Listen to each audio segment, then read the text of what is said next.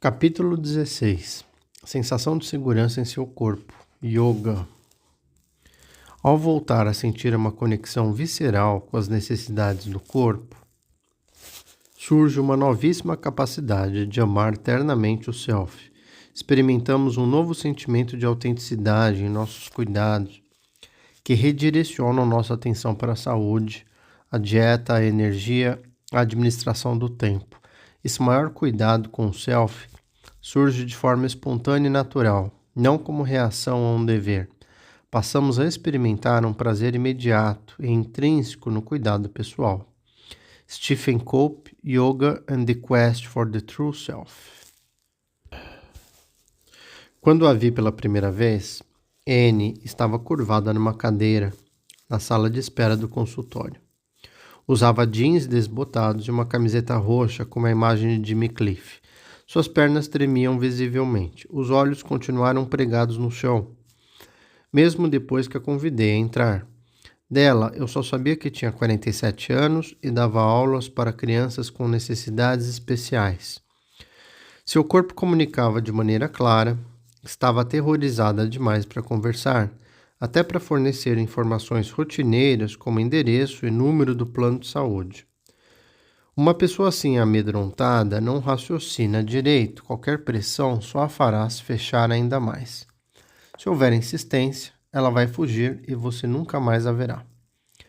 Anne afinal entrou em minha sala e ficou de pé, mal respirando, um passarinho assustado. Eu sabia que não podia fazer nada antes que ela se acalmasse. Postei-me a quase 2 metros dela, certificando-me de que ela dispunha de caminho livre para a porta, e lhe disse para respirar um pouco mais profundamente. Comecei a respirar junto com ela e pedi que me imitasse, erguendo lateralmente os braços devagar ao inspirar e baixando-os ao expirar, uma técnica de Qigong que um de meus alunos chineses me ensinara. Ela imitou meus gestos relutante, os olhos ainda pregados no chão. Repetimos o movimento por mais ou menos meia hora. De vez em quando eu lhe pedi em voz baixa que prestasse atenção na sensação de seus pés fincados no chão e observasse como seu peito se expandia e se contraía a cada respiração. Aos poucos, ela passou a respirar mais devagar e mais fundo. A expressão do rosto foi abrandando e seu olhar subiu à altura do meu pescoço. Comecei a ter uma ideia da pessoa que havia por trás daquele terror paralisante. Por fim, ela relaxou um pouco e me dirigiu uma sombra de sorriso, numa admissão de que estávamos os dois na sala. Propus parar por ali. Eu já havia exigido demais dela e perguntei-lhe se gostaria de voltar uma semana depois. Ela anuiu e murmurou: "O senhor é esquisito." À medida que a fui conhecendo, inferi pelos bilhetes que escrevia e os desenhos que me entregava que sofrera abusos terríveis do pai e da mãe quando bem pequena. A história toda custou a ser revelada, pois era difícil que ela falasse sem que seu corpo fosse dominado por uma ansiedade incontrolável. Descobri que Anne era extraordinariamente hábil e atenciosa em seu trabalho. Experimentei com crianças da clínica algumas das técnicas que ela me disse empregar e considerei-as utilíssimas. Ela falava sem rodeio sobre as crianças a quem dava aulas, mas fechava-se em total mutismo se a conversa se encaminhava para suas relações com adultos. Eu sabia que ela era casada, mas ela mal mencionava o marido. Era comum que ao enfrentar discordâncias e confrontos, sua mente se apagasse. Quando estressada demais, cortava os braços e o peito com uma gilete. Durante anos experimentara vários tipos de terapia e medicações diferentes, que pouco a ajudaram a lidar com as marcas de seu passado medonho. Fora também internada em vários hospitais psiquiátricos devido a seus comportamentos autodestrutivos, mas sem muitos benefícios visíveis. Como ela só conseguia falar de maneira indireta sobre o que estava sentindo e pensando, antes de se calar e congelar, nossas primeiras sessões de terapia foram dedicadas a acalmar o caos fisiológico que havia dentro dela. Usamos todas as técnicas que eu aprendi ao longo dos anos, como respirar concentrando-se na expiração, o que ativa o sistema nervoso parasimpático, Também a ensinei a dar batidinhas com os dedos numa série de pontos de acupuntura em várias partes do corpo, prática ensinada com o nome de EFT, Emotional Freedom Techniques, ou Técnicas de Libertação Emocional, que, como já foi demonstrado, ajuda os pacientes a se manter dentro da janela de tolerância e muitas vezes exerce efeitos positivos sobre os sintomas de transtorno de estresse pós-traumático. O legado do choque inescapável. Por conhecermos hoje os circuitos cerebrais envolvidos no sistema de alarme, podemos ter uma ideia do que ocorria no cérebro de N naquele primeiro dia na sala de espera. Sua amígdala, o detector de fumaça, fora reprogramada para interpretar certas situações como indícios de perigo e estava enviando a seu cérebro de sobrevivência sinais urgentes para lutar, congelar ou fugir. N experimentava todas essas reações ao mesmo tempo. Estava agitada e mentalmente bloqueada. Como vimos, defeitos do sistema de alarme se manifestam de várias maneiras. E, se seu detector de fumaça, a sua amígdala, não funciona bem, você não consegue confiar nas suas percepções. Por exemplo, quando N começou a gostar de mim, esperava ansiosa pelas sessões, porém ainda chegava ao consultório tomada de pânico. Um dia, ela teve um flashback em que se sentia feliz por seu pai estar chegando cedo em casa. Porém, mais tarde, naquela noite, ele a molestou. Pela primeira vez, ela percebeu que sua mente associava de maneira automática a satisfação de ver uma pessoa que ela amava com o terror de ser molestada. Crianças pequenas são particularmente dadas a compartimentar experiências, de modo que tanto o amor natural que N sentia pelo pai, quanto o medo de seus ataques eram mantidos em estados de consciência separados. Ao se tornar adulta, ela passou a culpar a si mesma pelo abuso que sofrera, pois acreditava que a criança carinhosa e animada que ela havia sido provocara as ações do pai. Imaginava-se responsável pela agressão de que fora vítima. Sua mente racional lhe dizia que era absurdo, mas aquela convicção vinha das profundezas de seu cérebro emocional, o cérebro de sobrevivência, da programação básica de seu sistema límbico. Isso não mudaria até N se sentir bastante segura em seu corpo para voltar conscientemente àquela experiência e saber com precisão o que aquela menininha tinha sentido e feito durante o abuso. A apatia interior. A lembrança da impotência fica armazenada de várias formas. Uma delas é tensão muscular, ou sensações de desintegração nas áreas afetadas, cabeça, costas e membros em vítimas de acidentes, vagina e reto anal nas de abuso sexual. A vida de muitos sobreviventes de trauma passa a girar em torno de suportar e neutralizar experiências sensoriais indesejadas. Quase todos os meus pacientes são hábeis em se auto-entorpecer. Às vezes se tornam obesos ou anoréxicos, ou então viciados em exercícios ou em trabalho. O outro lado da apatia é a busca de sensações. Muitos se cortam, enquanto outros praticam esportes radicais, como bungee jump, ou se dedicam a atividades de alto risco, como prostituição e jogos de azar. Qualquer uma dessas estratégias pode lhes proporcionar uma falsa e paradoxal sensação de controle. Em pessoas cronicamente coléricas ou amedrontadas, a constante tensão muscular acaba provocando espasmos, dores nas costas, enxaquecas, fibromialgia e outros tipos de dores crônicas.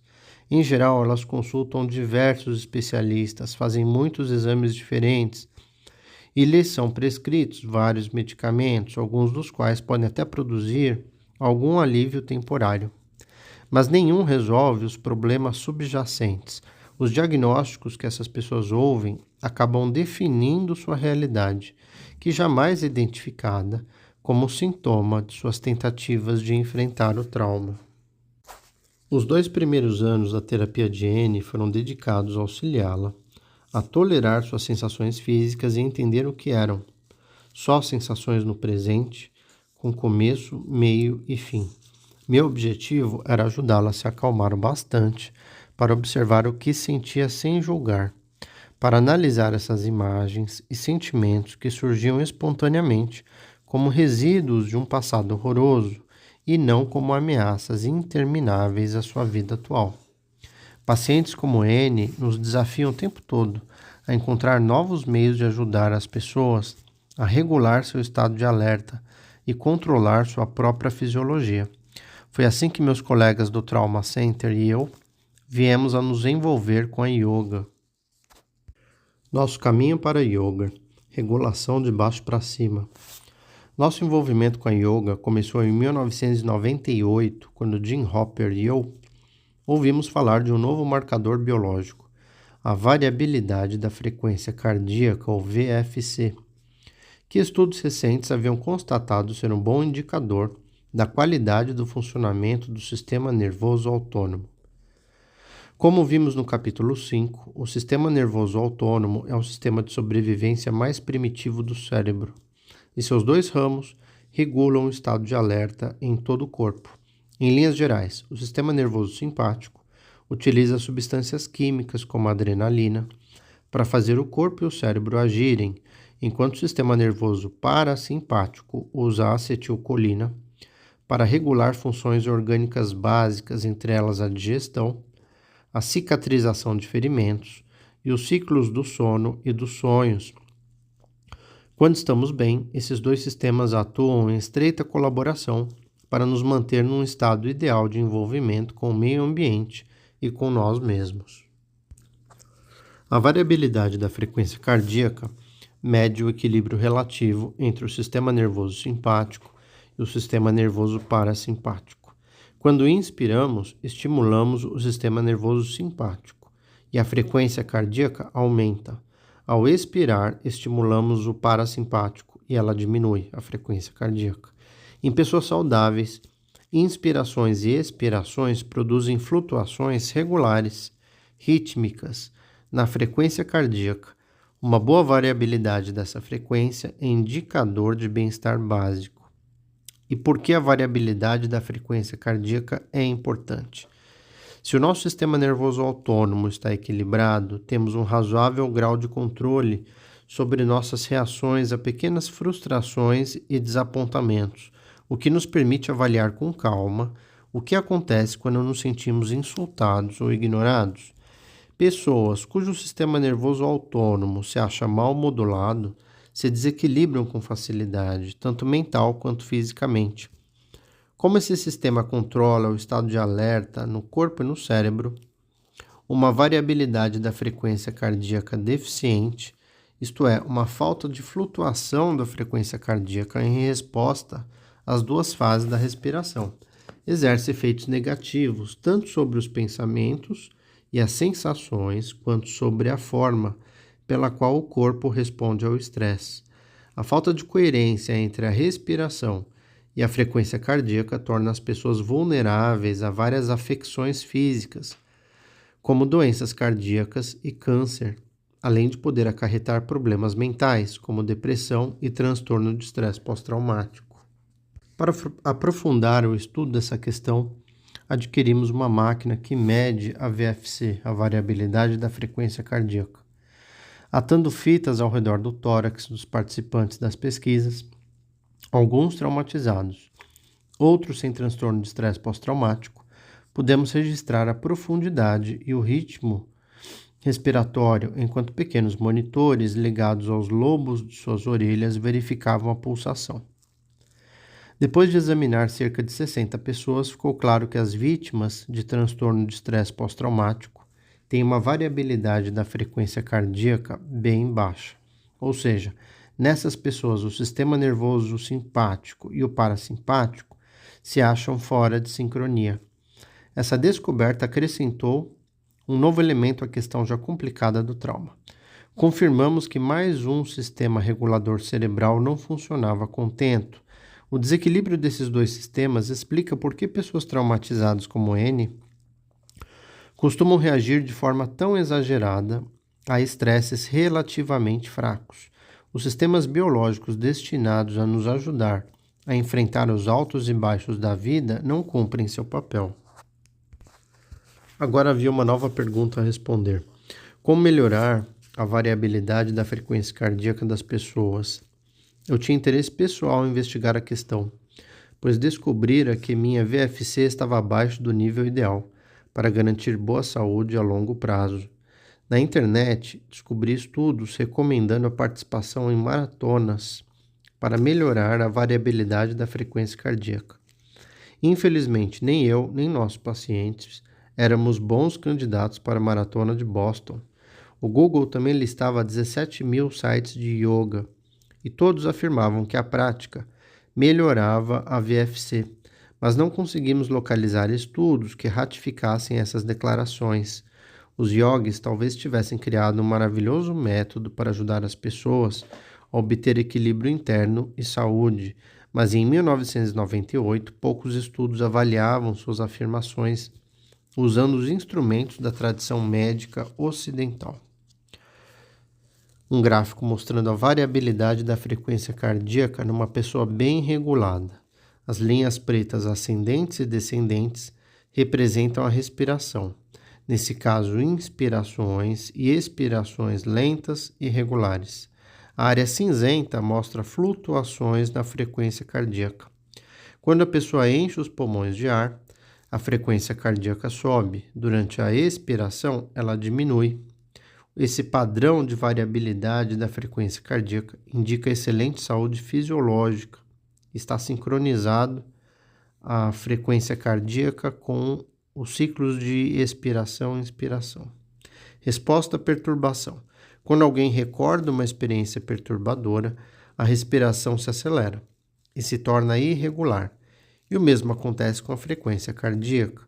O coração e a respiração deixam de estar em perfeita sincronia, mas essa é uma reação normal. Agora um gráfico de variabilidade da frequência cardíaca numa pessoa com transtorno de estresse pós-traumático. A respiração é acelerada, lá em cima, e rasa. A frequência cardíaca baixa, está fora de sincronia com a respiração. É o que acontece em geral com uma pessoa bloqueada e vítima de transtorno de estresse pós-traumático. Um quarto gráfico, vítima de transtorno de estresse pós-traumático crônico, revivendo uma situação traumática. No início, a respiração é difícil e profunda, característica de uma reação de pânico. O coração dispara, fora de sincronia com a respiração. A isso se segue uma respiração acelerada e superficial, além de uma frequência cardíaca lenta, sinais de que a pessoa está se bloqueando. Desde então, porém, métodos científicos comprovaram que mudar o modo como se respira pode reduzir problemas como raiva, depressão e ansiedade, e que a yoga é capaz de incidir de maneira positiva sobre uma ampla faixa de problemas de saúde, como hipertensão, nível elevado de secreção de hormônios do estresse, asma e dores na região lombar. No entanto, nenhuma revista de psiquiatria havia divulgado qualquer estudo científico sobre o emprego da yoga no tratamento do transtorno de estresse pós-traumático até a publicação de nosso trabalho em 2014. Por coincidência, dias depois de nossa busca na internet, um professor de yoga bem magrinho, David Emerson, nos procurou no Trauma Center. Disse que tinha criado uma forma modificada de Hatha Yoga para tratar transtorno de estresse pós-traumático e que vinha dando aulas para ex-combatentes num centro de veteranos da cidade e para mulheres no centro de crise de estupro na área de Boston. Por acaso estaríamos interessados em trabalhar com ele? Aquela visita acabou fazendo-nos desenvolver um programa de yoga e mais tarde recebemos o primeiro subsídio dos Institutos Nacionais de Saúde para estudar seus efeitos sobre o transtorno de estresse pós-traumático. O trabalho de Dave também contribuiu para que eu criasse meu próprio curso regular de yoga e me tornei um instrutor assíduo no Kripalo, um centro nos montes Berkshire, em Massachusetts. Com isso, minha variabilidade da frequência cardíaca também regularizou.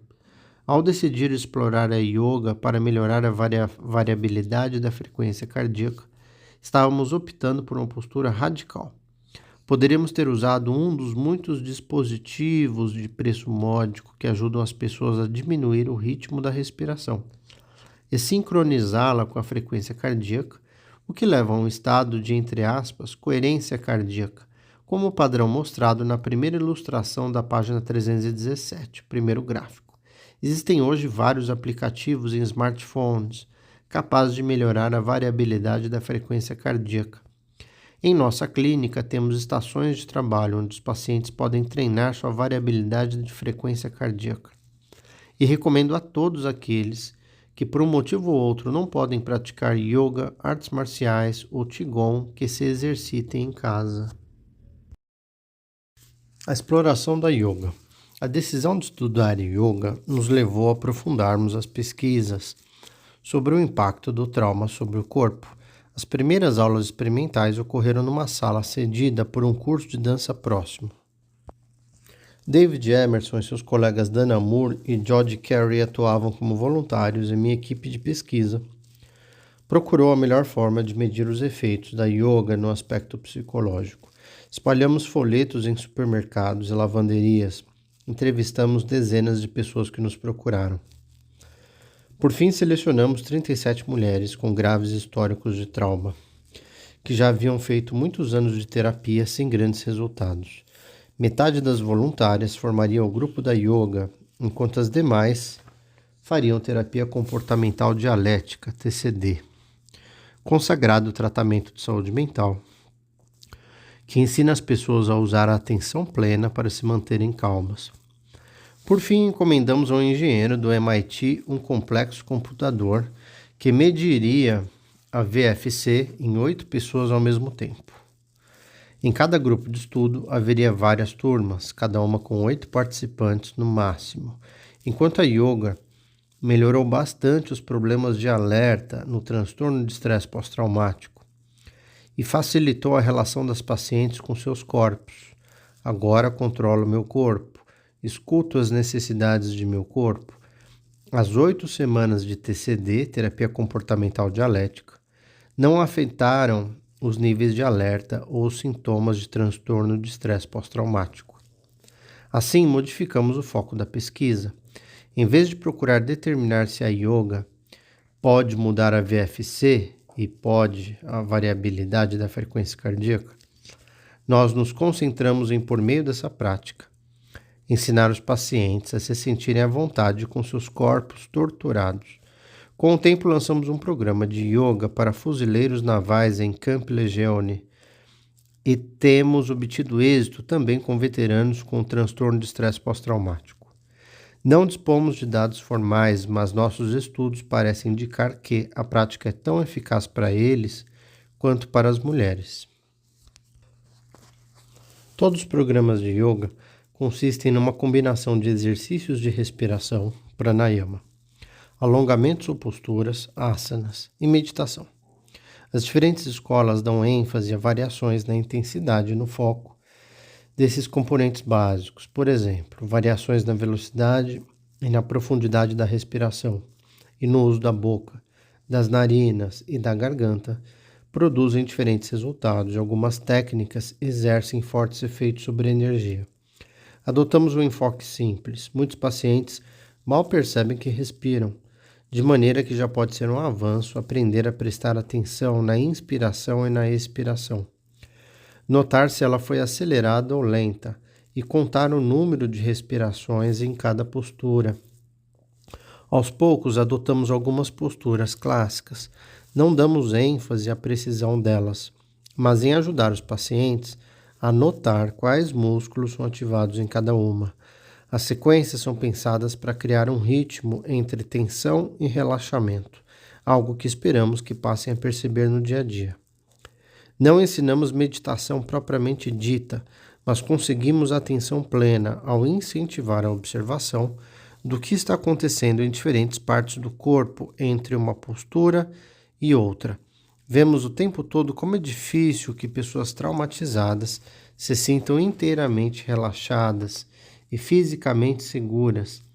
Medimos a variação da frequência cardíaca, a variabilidade da frequência cardíaca dos pacientes, fixando minúsculos monitores em seus braços durante a Shavasana, que é a postura final da maioria das aulas, onde as pessoas se deitam de costas, com as palmas da mão viradas para cima, os braços e as pernas relaxados.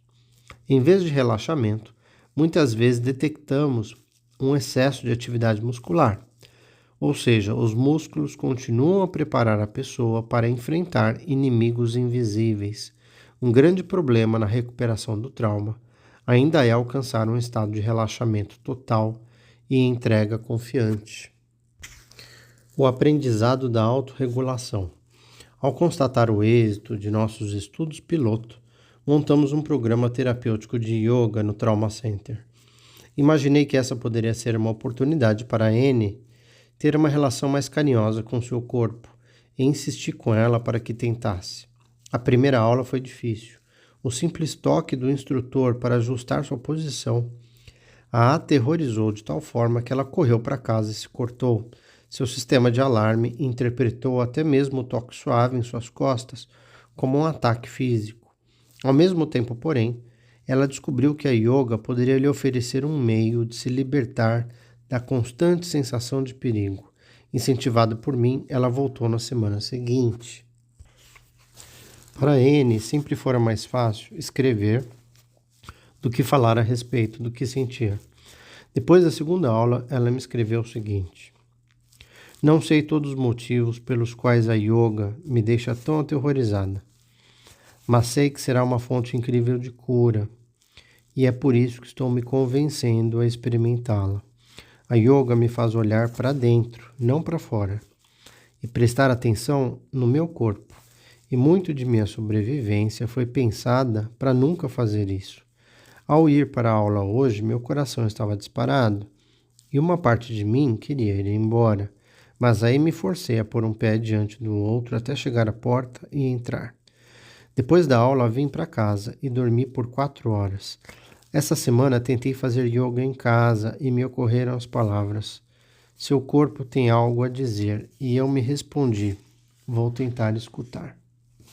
Alguns dias depois ela escreveu: alguns pensamentos durante e depois da yoga hoje.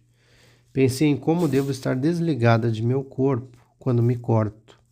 Quando eu estava fazendo as posturas, notei que meu maxilar fica rígido e desde as pontas dos pés até o umbigo eu fico retesada, tensa e segurando a dor e as lembranças. Às vezes você me pergunta onde eu sinto as coisas e eu não consigo nem começar a localizar, mas hoje senti esses lugares com muita clareza. E isso me deu vontade de chorar baixinho. No mês seguinte, nós dois tiramos férias, e como eu lhe pedira para manter contato, Anne me escreveu: tenho feito yoga sozinha num quarto que tem vista para o lago. Continuo a ler o livro que você me emprestou, o magnífico Yoga and the Quest for the True Self, de Stephen Cope. É interessante pensar no quanto tenho me recusado a prestar atenção ao meu próprio corpo, que é uma parte tão importante de mim. Ontem, fazendo yoga, pensei em deixar meu corpo me contar a história que ele quiser contar. E nas posturas de abertura do quadril havia muita dor e tristeza. Não acredito que minha mente permitirá o surgimento de imagens realmente vívidas enquanto eu estiver fora de casa, o que é bom. Tenho pensado no quanto eu estive descompensada e em como tenho tentado negar o passado, que é uma parte do meu verdadeiro eu.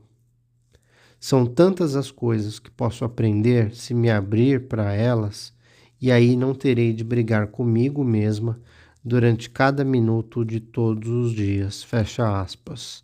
Uma das posições de yoga mais difíceis para ela era aquela comumente chamada de bebê feliz, na qual a pessoa se deita de costas, com os joelhos bem flexionados e as solas dos pés virados para o teto, enquanto segura os dedos dos pés. Essa postura faz a pelvis ficar totalmente exposta e é fácil entender por que vítimas de estupro se sintam vulneráveis. No entanto, enquanto uma postura como o bebê feliz ou qualquer outra assemelhada causar pânico intenso, será difícil manter relacionamentos pessoais. Aprender a colocar-se bem nessa posição é um desafio para muitos pacientes. Conhecer-se, o cultivo da interocepção. Uma das lições mais claras da neurociência contemporânea é que nossa autopercepção está ancorada numa conexão vital com o corpo. Não podemos nos conhecer de verdade se não pudermos sentir e interpretar nossas sensações físicas. Temos de registrá-las e agir com base nelas, para navegar com segurança pela vida. Embora a apatia ou a busca compensatória de sensações possa tornar a vida tolerável, o preço que se paga é a perda da consciência do que está acontecendo no interior do corpo e, com isso, da sensação de estar plena e sensualmente viva. No capítulo 6, falei de alexitimia, termo técnico da incapacidade de identificar o que ocorre no interior do corpo. Pessoas que sofrem dessa incapacidade sentem um desconforto físico, mas não sabem descrever com precisão qual é o problema. Por isso queixam-se de vários males físicos vagos e incômodos que os médicos não conseguem diagnosticar. Além do mais, não conseguem definir o que sentem de fato em qualquer situação dada, ou o que as faz sentirem melhor ou pior. A apatia as impede de prever ou reagir às necessidades ordinárias do corpo, de forma serena e atenta. A alexitimia sufoca prazeres sensoriais simples, como ouvir música, ter contato físico com outras pessoas, ver a luz, que dão encanto à vida. A yoga mostrou ser uma forma esplêndida de reconquistar uma relação com o mundo interior e, com isso, uma relação atenta, carinhosa e sensual com o self. Se você não tem consciência das necessidades do seu corpo, não será capaz de cuidar dele. Se não sente fome, não pode se alimentar. Se confunde ansiedade com fome, poderá comer em excesso. E se não percebe quando está satisfeito, continuará comendo. Por isso, cultivar a percepção sensorial constitui um aspecto crítico da cura do trauma. Terapias tradicionais, em geral, minimizam ou ignoram as mudanças pontuais em nosso mundo sensorial interior. Entretanto, são elas que transmitem a essência das respostas do organismo. Os estados emocionais que se acham gravados no perfil químico do corpo, nas vísceras, na contração dos músculos estriados no rosto, do pescoço, do tronco, dos membros. Pessoas traumatizadas precisam aprender que podem tolerar essas sensações, tratar bem suas experiências interiores e cultivar novos modelos de ação. O praticante de yoga concentra a atenção na respiração e em suas sensações corporais momento a momento. Começa a notar a relação entre as suas emoções e o corpo. Por exemplo, como a ansiedade causada pela dificuldade de assumir uma postura o faz se desequilibrar. Começa a tentar mudar o que sente. Respirar fundo vai aliviar a tensão no ombro. Concentrar-se em expirar produzirá uma sensação de calma. A simples observação do que você está sentindo promove a regulação emocional e o ajuda a não mais ignorar o que está acontecendo em seu interior. Como costumo dizer a meus alunos, as duas frases mais importantes, tanto na terapia como na yoga, são: observe isso e o que acontece em seguida. Quando você começa a se aproximar do seu corpo com curiosidade e não com medo, tudo muda. A consciência do corpo também altera a percepção do tempo. O trauma faz com que você se sinta eternamente preso num estado de horror sem solução. Com a yoga, você aprende que as sensações se elevam até um pico e, em seguida, começam a diminuir. Por exemplo, se o instrutor o convida a assumir uma postura particularmente difícil, no começo você pode ter uma sensação de fracasso ou de resistência, acreditando que não será capaz de tolerar as sensações que ela provoca. Um bom professor o estimulará a observar qualquer tensão e fixará um tempo para você suportar essas sensações usando o fluxo da sua respiração. Ele pode dizer: vamos manter essa posição durante 10 respirações. Assim, se pode prever o fim do desconforto e fortalecer a capacidade de lidar com contratempos físicos e emocionais. A consciência de que toda experiência é passageira muda a perspectiva em relação aos problemas, mas isso não significa que recuperar a interocepção seja simples. O que acontece quando uma sensação no peito, antes desconhecida, é experimentada como raiva, como medo ou ansiedade. Em nosso primeiro estudo da yoga, tivemos uma desistência de 50%, a maior em todas as pesquisas que já fizemos. Entrevistados, pacientes disseram considerá-lo demasiado intenso. Qualquer postura que envolvesse a pelvis podia desencadear fortes sensações de pânico, ou mesmo flashbacks de agressões sexuais. Intensas sensações físicas punham em ação os demônios do passado, cuidadosamente contidos graças à apatia e à deliberada desatenção. Aprendemos a ir devagar, às vezes a passo de tartaruga. Deu certo. Em nosso estudo mais recente, com 34 participantes, só um não foi até o fim. A yoga e a neurociência da autopercepção.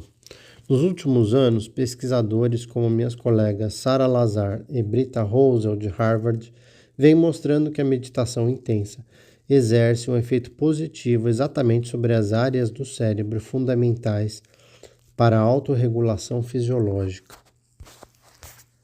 Em nosso mais recente estudo sobre a yoga, com 6 mulheres com histórico de trauma infantil profundo, encontramos os primeiros indícios de que 20 semanas de prática de yoga aumentavam a ativação do sistema do self básico, da ínsula e do córtex pré-frontal medial, ver o capítulo 6.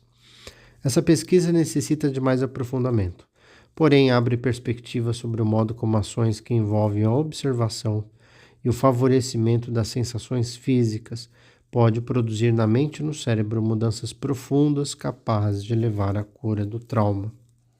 Aqui temos uma imagem de praticantes de yoga. N igual a 6, maior que o grupo de controle, N igual a 2. Pós-yoga maior que antes da yoga. A imagem lateral, uma imagem superior do cérebro, apontando a ínsula esquerda, o tálamo direito e o córtex pré-frontal dorso-medial direito. Efeitos de 20 aulas semanais de yoga. Ao fim do período, mulheres com trauma crônico apresentaram maior ativação de estruturas cerebrais críticas para a autorregulação. Que estruturas são essas? A ínsula e o córtex pré-frontal medial. Depois de cada estudo, perguntávamos que efeito a yoga havia exercido sobre os participantes. Nunca falávamos de ínsula ou de interocepção. Na verdade, reduzíamos ao mínimo a discussão e a explicação técnica, para que eles se concentrassem em seu interior. Segue-se uma amostra das respostas. Abre aspas. Minhas emoções parecem mais fortes. Talvez seja apenas porque agora consigo identificá-las. Posso descrever melhor minhas sensações, porque as identifico melhor. Sinto-as no corpo, identifico-as e as corrijo. Agora vejo opções, vários caminhos. Posso decidir e escolher minha vida. As coisas não precisam ser repetidas ou vividas como se eu fosse criança. Eu me tornei capaz de mover o corpo e sentir que nele estou num lugar seguro e sem me ferir ou ser ferida. Fecha aspas. Aprendendo a se comunicar. Pessoas que se sentem seguras em seu corpo podem traduzir em palavras as lembranças que antes as subjugavam. Depois de praticar yoga 3 vezes por semana durante cerca de 1 ano, N notou que era capaz de conversar comigo com muito mais tranquilidade sobre sua infância. Julgava quase um milagre. Um dia ela derrubou um copo d'água.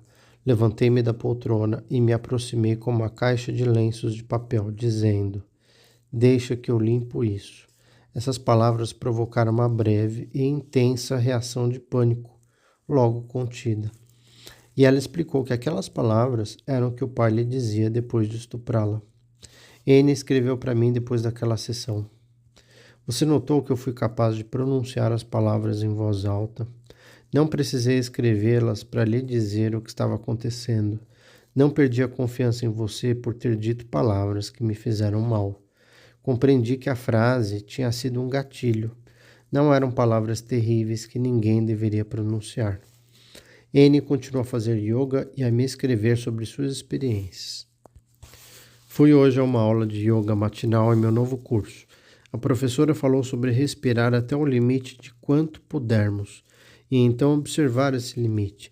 Diz que se notamos nossa respiração é porque estamos no presente, já que não podemos respirar no futuro ou no passado.